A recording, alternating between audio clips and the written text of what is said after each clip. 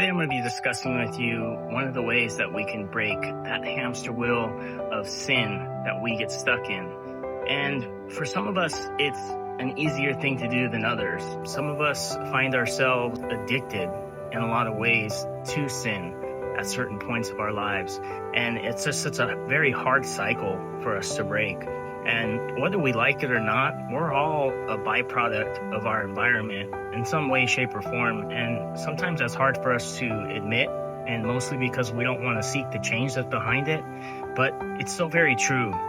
And for me, I had to actually separate myself from old friends and old environments that I used to put myself in order to completely cleanse myself from the old life of sin that I used to live. And part of doing that came from some of the things that happened to me. Just like you know your children, if you have children, you know what discipline is going to work on them. God also knows what it's going to take for us to listen. And for me, I had to get tossed down a mountain and hit every ledge on the way down in order to finally be humbled and look up and say, okay, I'm not living right and I need to make some change. And as a result of that, I'm now stuck with a thorn in my side, and it's likely something I'm going to have to live with for the rest of my life. And I've accepted that. And maybe that's part of the plan. Maybe it wasn't. Someday I'll know.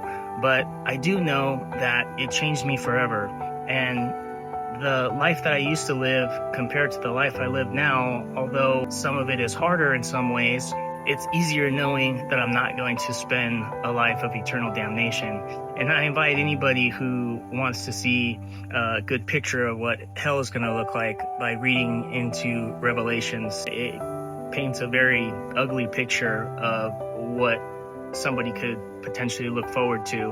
And I decided it's not somewhere I wanted to be. And if you're watching this, you're likely in the same boat, and it's not somewhere you want to be, and you're trying to fix portions of your life. And that's why I make these videos and try to help out and teach you some of the things that I've learned along the way. And not everybody has to go through that, and not everybody will. But it's important that we address these things before we get to a point of being on our knees and having to face that moment in our life where we know change is critical. And although the Lord tells us that He will forgive us of our sins, He doesn't say that they won't come without consequences. And that's why it's important that we come to Him sooner than later, because ultimately if we continue down a path of destruction, we're going to hit exactly that, destruction.